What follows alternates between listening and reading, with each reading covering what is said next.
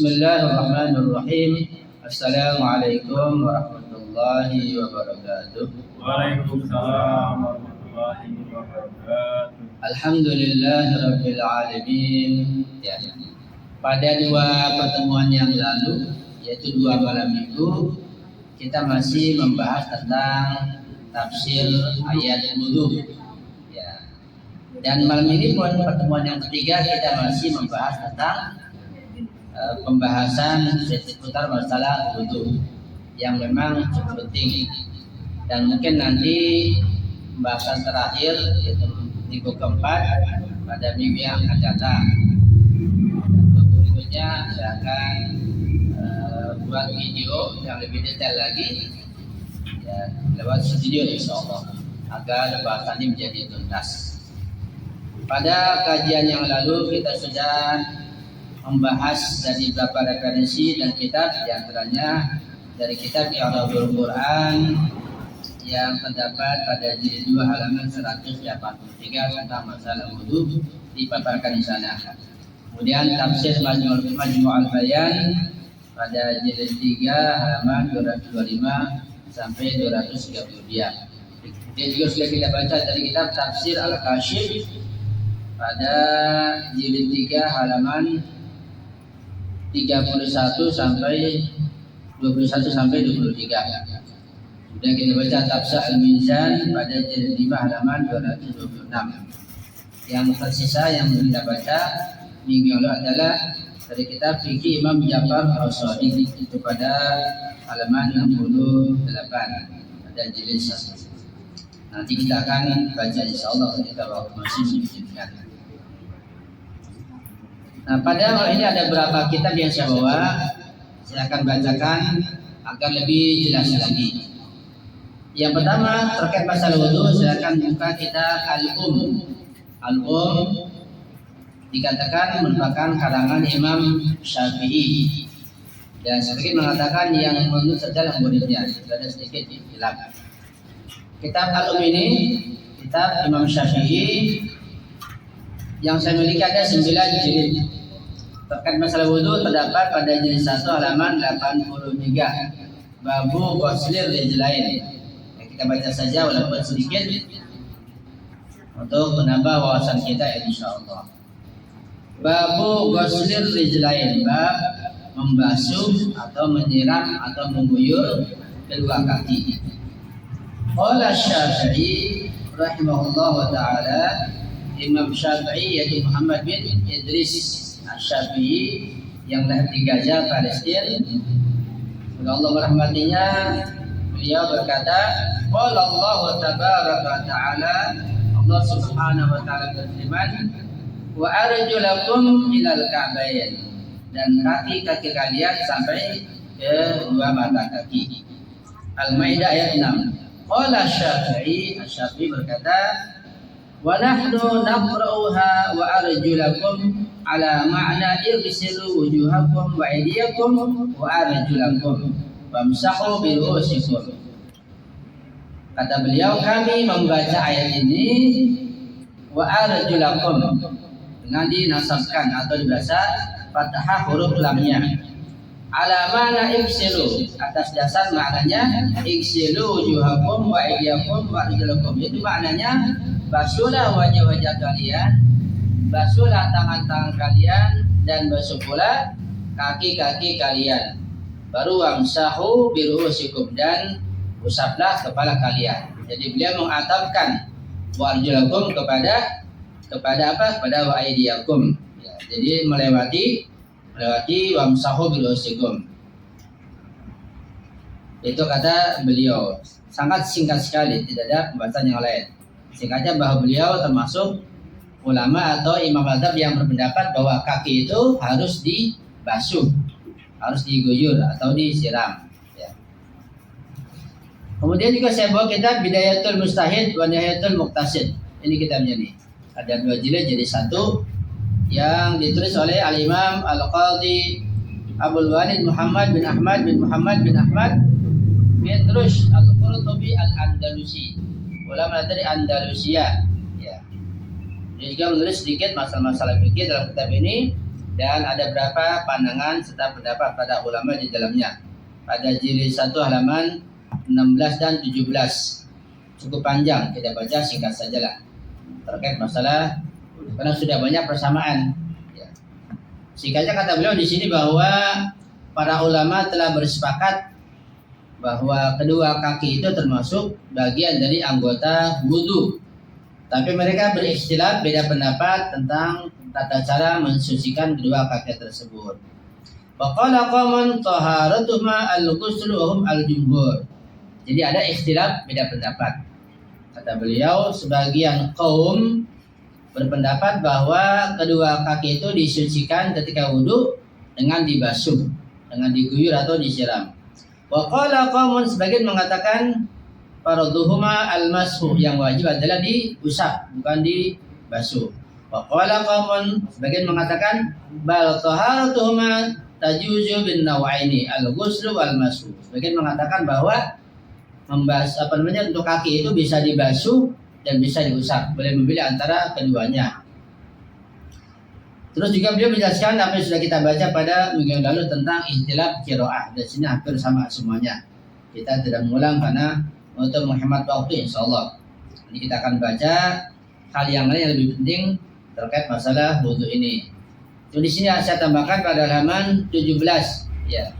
Di sini beliau mengatakan terkait dengan hadis yang berbunyi wailun lil aqabi minan nar. Mendapat neraka wail bagi aqab, tumit-tumit ya minan nar, neraka. Akan terkena api neraka, tumit-tumit yang tidak dibasuh gitu. Walaupun nanti kita membaca sebabul wurud dari sini ya tidak demikian karena ada ikhtilaf ulama juga. Cuma sebagian mengatakannya dalil tentang kewajiban membasuh kaki. Walaupun sebagian tidak menerima dengan dalil ini. Nah, kita bahas pada kajian berikutnya insyaallah mengenai hadis ini yang dijadikan dalil oleh ulama Ahlus Sunnah untuk kewajiban membasuh kaki. Ya. Bahkan beliau mengatakan bahwa adallu ala jawajihi minhu ala man'ihi. Jadi hadis ini menurut Ibnu Rus ini lebih menunjukkan kepada kebolehan mengusap daripada larangan mengusap. Ya. Karena ada ikhtilaf, yang beliau mengatakan boleh mengusap, tidak mesti membasuh begitu. Bahkan dia mengatakan berikutnya wa jawazul mashi huwa aidan marwiyun an ba'di sahabat wa tabi'in. Bahkan kebolehan mengusap kaki itu juga ada riwayat yang datang dari sebagian sahabat Nabi dan tabi'in juga. Bahkan pada kajian yang lalu sudah kita baca di kitab yang lain bahwa sebagian sahabat Nabi itu dan bahkan tabi'in melakukan pengusapan atas kaki bukan basuhan. Karena itu pernah saya singgung pada kajian yang lalu bahwa ada seorang ulama mengatakan tidak ada seorang sahabat Nabi pun, bahkan Nabi pun tidak pernah mengusap kaki ketika berwudu. Itu kedustaan yang sangat berani terhadap sahabat. Nyatanya di kitab berceceran banyaknya sahabat Nabi bahkan tabi'in yaitu mengusap kaki ketika berwudu. Nah, nanti sejarahnya ada kapan mulai ada perubahan wudu. Gitu. Nanti kita akan baca pada kajian berikutnya insyaallah.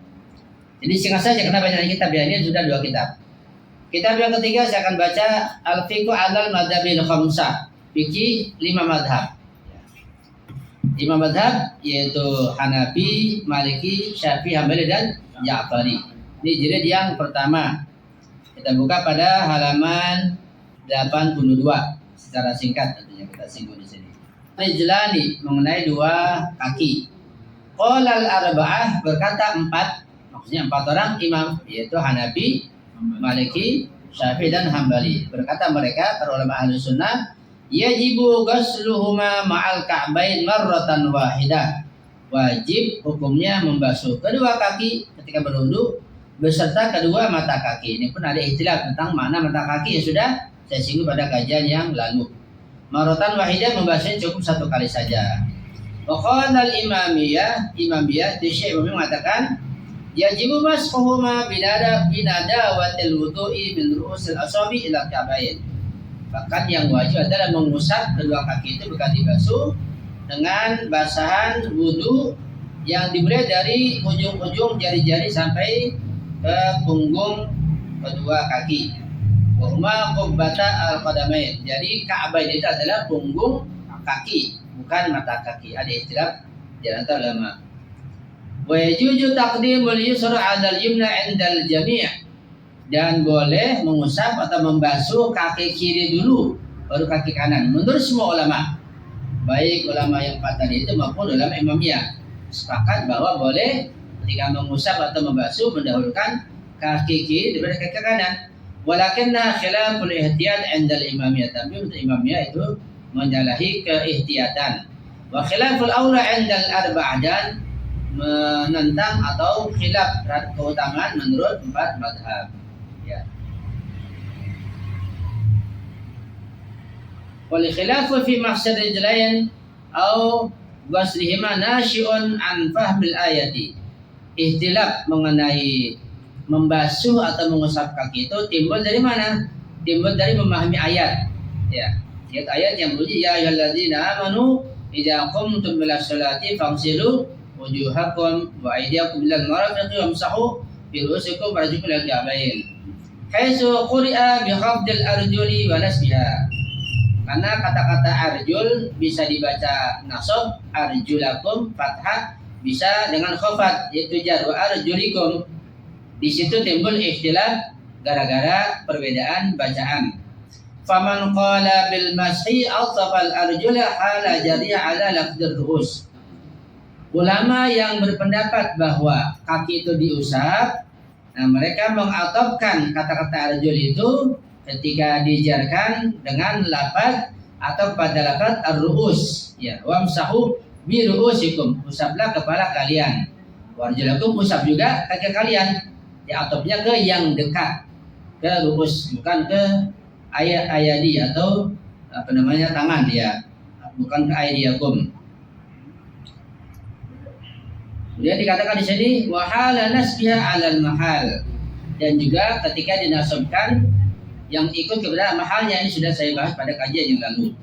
Singkatnya bahwa baik dibaca wa arjulakum atau wa arjulikum itu tetap atofnya ke ru'us, nggak bisa ke aydiyakum. Kalau ke bi ru'usikum, ya, wa arjulukum karena jarnya, tapi kalau wa arjulakum itu karena mahal nasab daripada ru'us yang dimaf'ulkan dengan fi'il wamsahu. Lianna kulla majrurin lafdhan mansubun mahallan, karena setiap lafaz yang dijarkan itu dinasabkan secara mahal. Itu alasan yang mengusap dari sisi bahasa. Nanti akan diperkuat bahwa pandangan yang membasuh itu hanya berlandaskan hadis Nabi wailun lil aqab dan hadis-hadis yang menghikayatkan wudu Nabi, bukan Nabi mengatakan langsung, dan berdasarkan bahwa wajhakum diatofkan pada wa'idyakum. Tapi nanti kita akan baca insyaallah bahwa yang mengatakan kaki itu diusap bukan dibasuh, pertama juga mengatofkan wa arjulakum ke yang dekat, yaitu kepada ru'usikum. Menurut bahasa begitu, tidak mungkin dengan yang jauh menurut ahli bahasa. Yang kedua, itu ditopang dengan hadis-hadis yang sangat banyak dari para imam suci ahlul bait. Dan mereka tidak ada ikhtilaf dari Imam Ali sampai Imam Zaman, bahwa mereka semua itu para imam suci mengusap kaki, tidak ada yang membasuhnya. Itu diantaranya. Wa man dhahaba ila al-ghusli, ulama yang berkata bahwa kaki itu dibasuh, qala, berkata inna lafdal arjuli khufidat bi mujawaratiha lirru'us, bahwa lafaz arjul itu ketika dikhafatkan atau dijarkan atau dibaca kasrah wa arjulikum itu karena mujawarah, karena berdekatan dengan ru'us gitu. Nanti disanggah lagi bahwa menurut ahli bahasa istilah mujawarah itu sangat buruk, tidak fasih, tidak balik begitu. Jadi nggak mungkin dan nggak dipakai. Wa sifat adfan 'alal aidi, dan dirasumkan warajulakum ketika diaturkan kepada aidi. Itu pandangan ahli bahasa, ya. Kita hanya membaca dan mendengar sekedar menambah wawasan insyaallah. Apa sih manfaatnya? Manfaatnya diantaranya kita baca ini kita nggak paham tentang bahasa, insyaallah nanti antum dengarkan dengan semangat, dengan teliti, antum mentaati, nanti insyaallah di antara anak antum ada yang menguasai bahasa Arab, jadi ulama insyaallah. Amin. Ya, itu manfaatnya. Nah, untuk wawasan kita sebelum saya membahas lebih lanjut, ya, tentang pandangan para imam mazhab ini, dan dari pandangan para imam ma'sum, antum bisa buka di grup itu WA Lentera. Ada sebuah file yang saya kirim tentang perbedaan antara imam ma'sum dengan imam mazhab. Barangkali kajian yang belum pernah dikupas secara lebih detail tentang perbedaan kedua ini. Dan ini sangat penting. Ya. Jangan sampai ada anggapan bahwa imam mazhab, yaitu Imam Syafi'i, Maliki, Hambali, Hanafi sama dengan imam ma'sum, Imam Ali, ya, Imam Hasan Husain, tidak bisa disamakan, dan tidak demikian. Ya. Kita baca saja perlahan-lahan dengan salat pembahasan dan penjelasan yang ringkas. Perbedaan antara imam ma'sum dengan imam mazhab.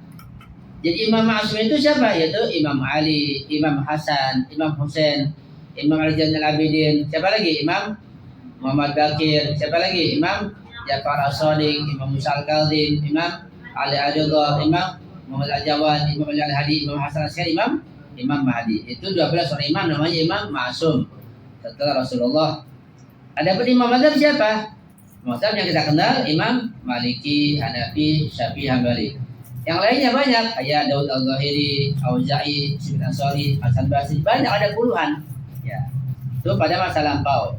Imam mazhab pada masa sekarang yang masih hidup, ya kalau di ahli sunnah tidak ada. Kenapa? Karena pintu ijtihad ditutup, sehingga imam mazhab sebenarnya tidak ada.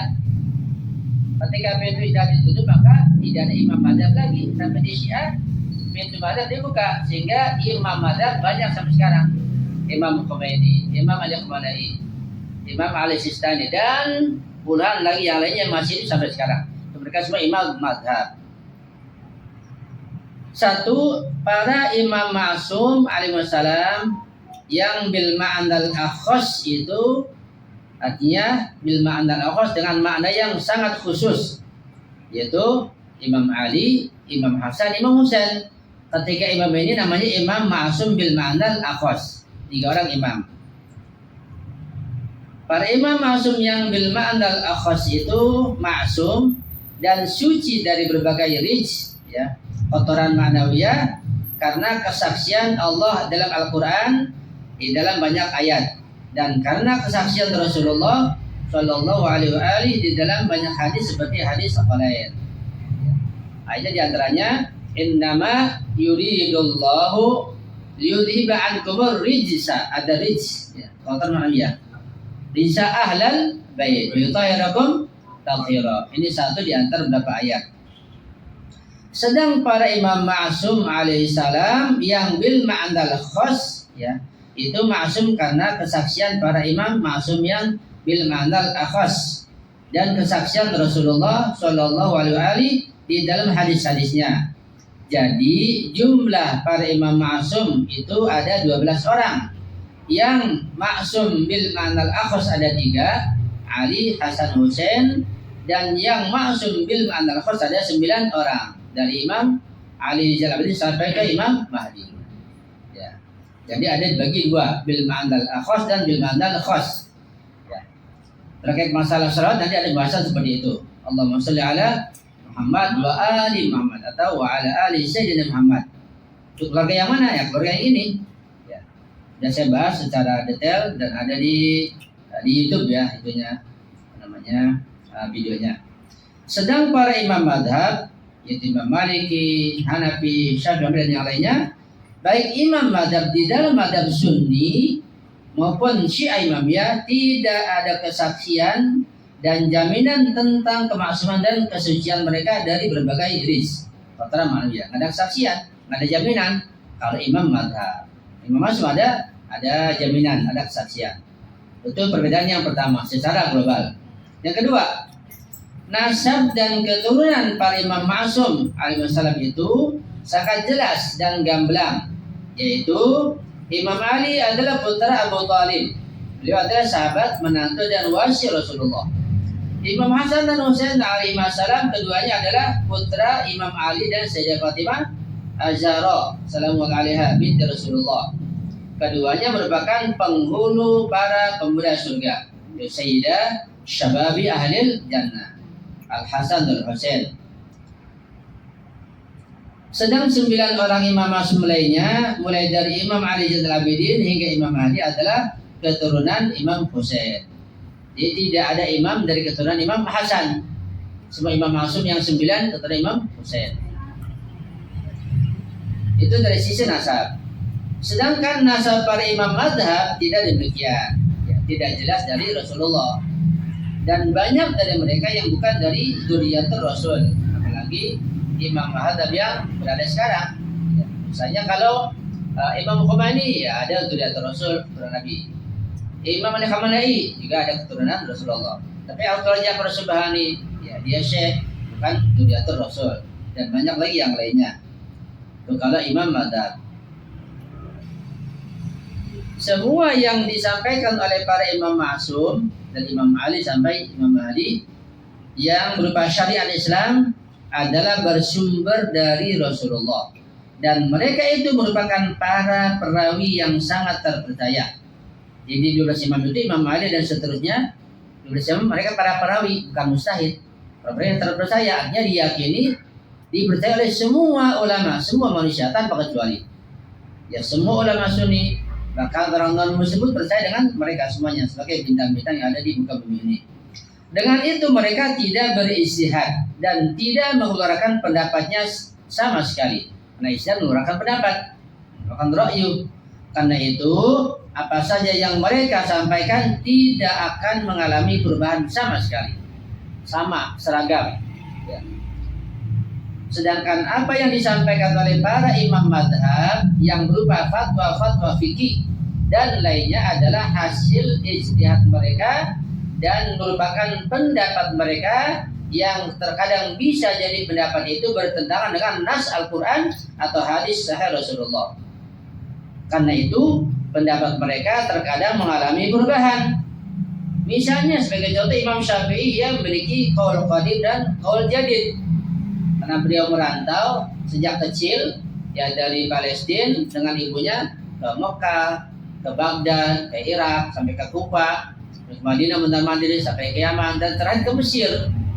Ketika berada di Baghdad dia menulis fatwa qaul qadim, sebuah buku yang isinya fatwa-fatwa fikih Imam Syafi'i. Dia tulis pandangannya, pendapatnya dan hasil ijtihadnya.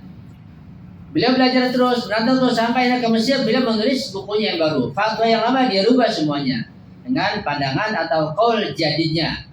Ilmunya berubah, ilmunya nambah, akan berubah fatwanya. Itu kalau imam madhab. Sehingga tidak mustahil kalau dia belajar terus, hidupnya panjang akan berubah lagi. Beda dengan pandangan Imam Ma'sum. Ya, itu Imam Syafi'i. Yang beliau mengatakan tidak sahih hadis bahwa madhabi. Bahkan semua mengatakan demikian. Kalau hadis itu sahih, itulah madhabku. Ini menunjukkan bahwa tidak mungkin kita mengambil satu imam madhab saja. Itu secara sebentar seperti itu. Keempat, segala apa yang disampaikan oleh para imam ma'sum alaihissalam itu wajib dipahami, wajib ditaati secara mutlak, dan wajib pula diamalkan.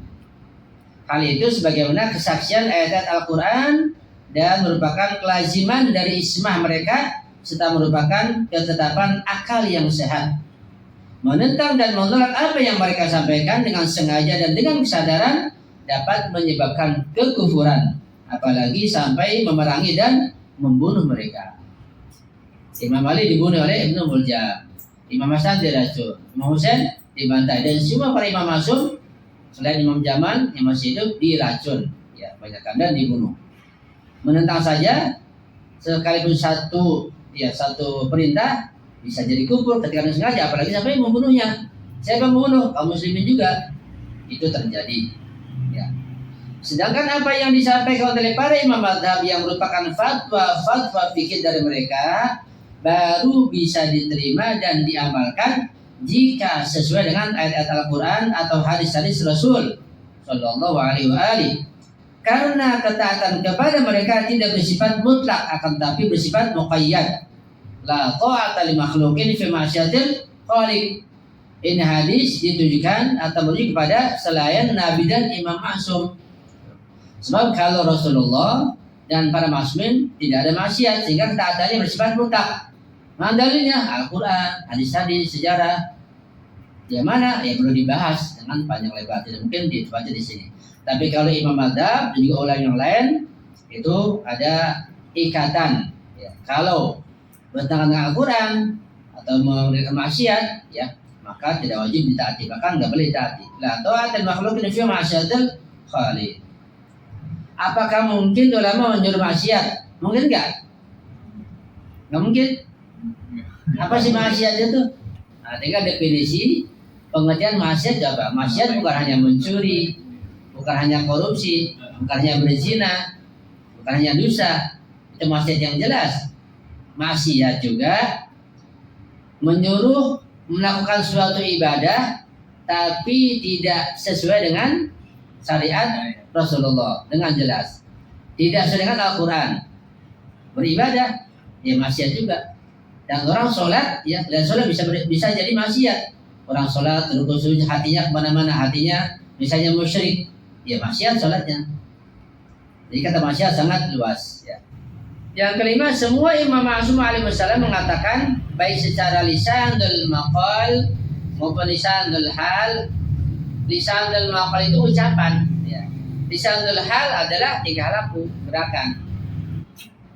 Semua Imam Ma'sum mengatakan baik secara lisanul hal maupun lisanul maqal dengan qaulin hali atau dengan qaulin halinya, taatilah dan ikutilah aku. Seperti ucapan saluni qablan tafqiduni, ucapan Imam Ali. Ya. Bertanyalah kepadaku atau tanyakanlah aku sebelum kalian kehilangan aku. Itu semacam tantangan dari Imam Ali atau anjuran agar mereka bertanya apa saja. Mereka mampu jawab. Dan Imam Ali sebagai imam, ya tentu tidak khusus untuk Imam Ali saja di sini. Karena sebagai imam, artinya Imam Ali mengucapkan hal ini sebagai imam. Ketika sebagai imam, maka imam yang lainnya pun ya berani mengucapkan salun qabla an tafqiduni begitu. Artinya di sini ucapan ini ucapan Imam Ali sebagai nawa'i bukan syakhsi gitu. Karena mereka sebagai Quran natik dan tugas mereka sebagaimana tugas Rasulullah, yaitu penjelas dan penafsir Al-Quran Al-Karim. Jadi ada Quran somit, kalau Quran di depan kita ini ada Quran natik. Dan Quran somit yang berupa tulisan yang dicetak di mana-mana tidak akan sempurna tanpa Quran natik. Quran lagi adalah yaitu para imam suci Ahlul Bait alaihi wasallam sebagai Quran natik.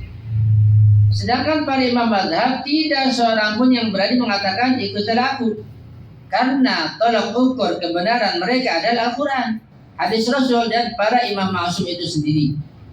Mereka semua mengatakan dengan berbagai ungkapan yang intinya adalah idza sahal hadis bahwa madhabi. Jika kalian menemukan hadis yang sahih, itu adalah madhabku, kata semua imam mazhab.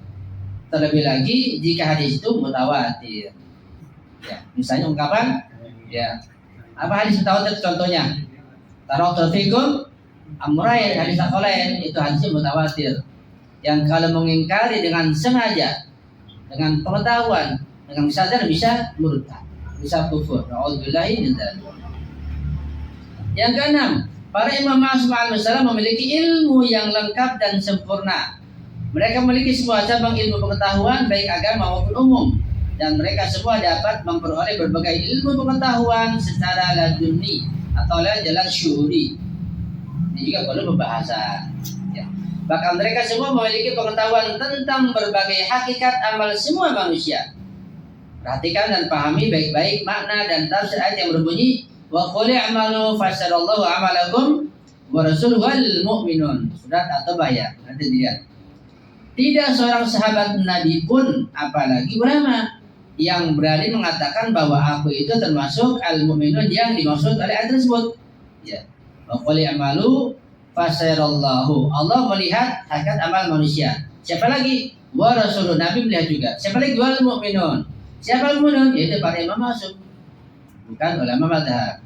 Sedangkan para imam mazhab hanya memiliki sedikit ilmu, yaitu ilmu fikih. Yang dengan itu mereka mengeluarkan fatwa dan fatwanya itu bisa dirujuk oleh masyarakat. Bahkan banyak dari mereka yang tidak kita temukan pandangan-pandangan akidahnya. Seperti ahli sunnah, ketika fikih kemana? Imam Syafi'i. Akidah Imam Syafi'i enggak, ke Asy'ariyah, Maturidiyah. Ya. Karena itu sebagian kaum muslimin merujuk kepada ulama lain dalam masalah akidah seperti Asy'ariyah dan Maturidiyah. Jadi ada 6 imam. Ya, Hanafi, Maliki, Syafi'i, Hambali dan Asy'ariyah dan Maturidiyah, ada 6 imam. Antara akidah dan fikih terpisah. Yang ketujuh, semua yang disampaikan oleh para imam ma'sum alaihissalam baik dalam masalah akidah, fikih, tafsir, akhlak dan lainnya adalah sama dan sama sekali tidak ada ikhtilaf atau perbedaan di antara mereka. Sama semuanya. Karena itu semua imam ma'sum ikut Rasulullah mengusap kaki, dan ulama imamiyah semua mengusap kaki, tidak ada ikhtilaf. Sedangkan apa yang disampaikan oleh para imam mazhab yang berupa fatwa dan hasil ijtihad mereka bukan saja terjadi ikhtilaf dan perbedaan di antara mereka sendiri, bahkan ada yang bertentangan dengan nas yang sharih. Hal itu terjadi karena mereka tidak mengambil ilmu dari sumbernya yang murni dan maksum. Karena itu perbedaan yang terjadi di antara para imam mazhab sunni sendiri lebih banyak dan lebih dalam daripada perbedaan antara sunni dengan syiah. Kesaksian para ulama bahwa ikhtilaf di antara Maliki, Hambali, Syafi'i, Hambali, Asy'ari, Maturidi dan yang lainnya lebih dahsyat, lebih dalam, lebih banyak dibanding ikhtilaf antara sunni dan syiah itu sendiri. Gitu. Ini perlu penelitian, perlu pemahaman yang dalam.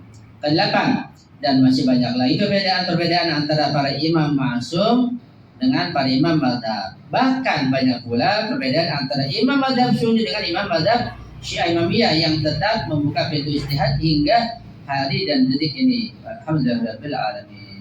Shallu ala Muhammad wa ali Muhammad. Allahumma shalli ala Muhammad wa ali